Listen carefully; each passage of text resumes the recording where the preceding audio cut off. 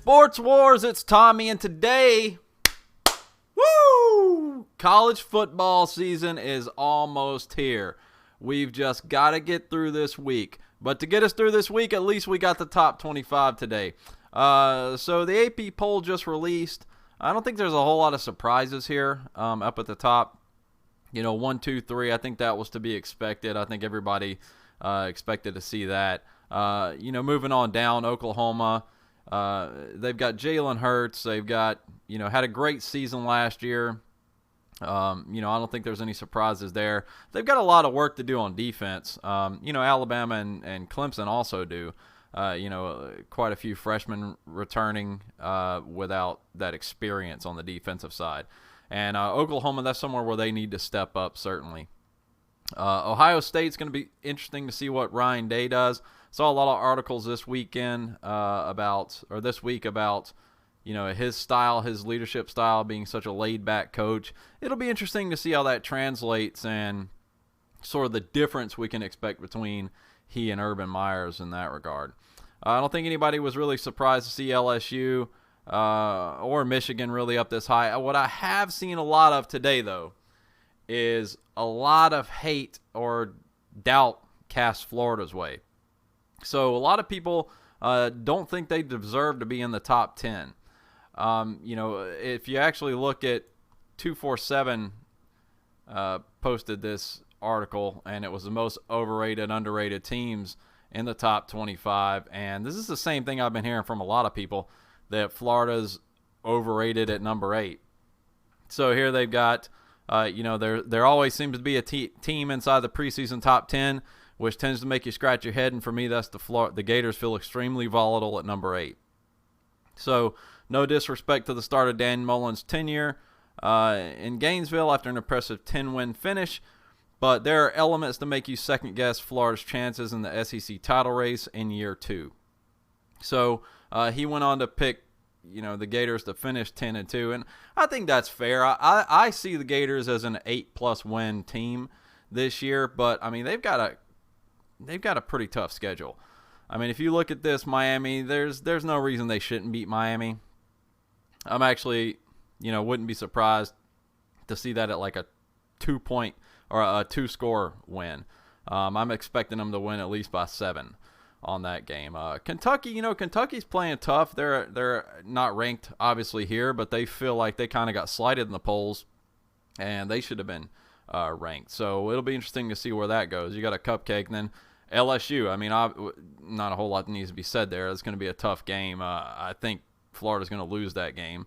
I think they're going to turn around and lose to Georgia. And Mizzou's going to play them tough. Now, I think Mizzou would be ranked. I think they're not ranked probably because of the postseason sanctions on them. But it would be interesting to see how that game plays out. Tennessee is yet to be determined how they're going to look. But they're trying to make a culture change up there. Auburn, that's going to be a tough game. South Carolina and Florida State we're yet to see who Florida State is. We'll see a little bit more with Florida State in their opener against Boise State and what Willie Taggart's going to be able to do with that team this season. But they've got a tough schedule. So, there's no gimme 10-win season or 8-win season. They've got quite a bit of work to do, but I still see them pulling that out. Now, here's something that a lot of people are pointing to as a reason for concern with Florida, and that's really what happened in their recruiting class. Now, they've lost quite a few members of this recruiting class.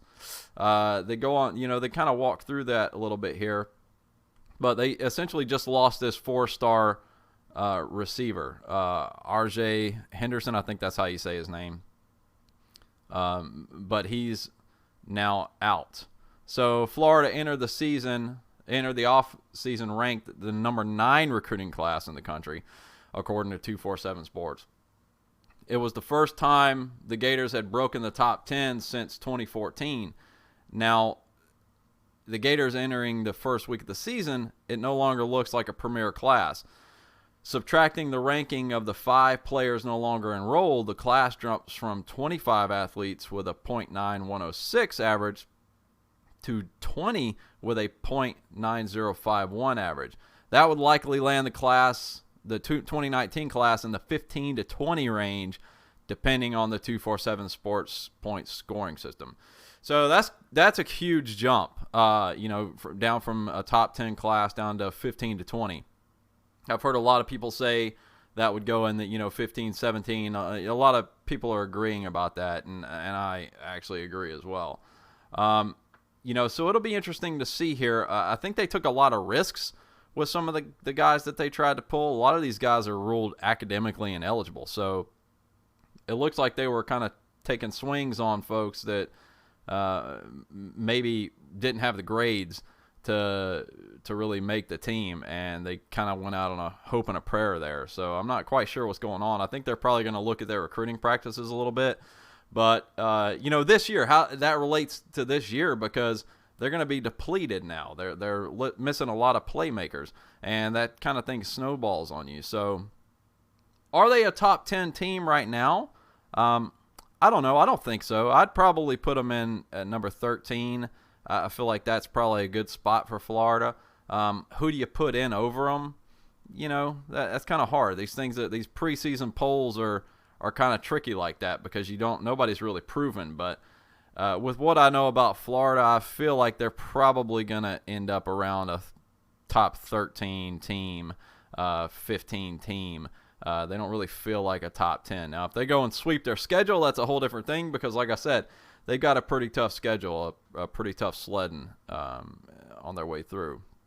So, what do you think?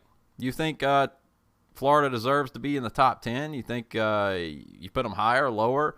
You see any other teams on here? What would you do? Would you put them below, Notre Dame and Texas? You see any other teams that give you any cause for concern?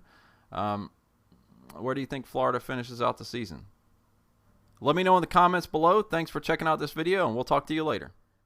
Hey everyone, it's Jeremy from geeksandgamers.com, and if you're a fan of Geeks and Gamers, please go to our website, visit our merchandise store. We have t-shirts, hoodies, hats, beanies, tank tops, and in the very near future, we're going to have many more products for you to choose from. So thank you for the support. We appreciate it. You guys have a great day, and we will talk to you later.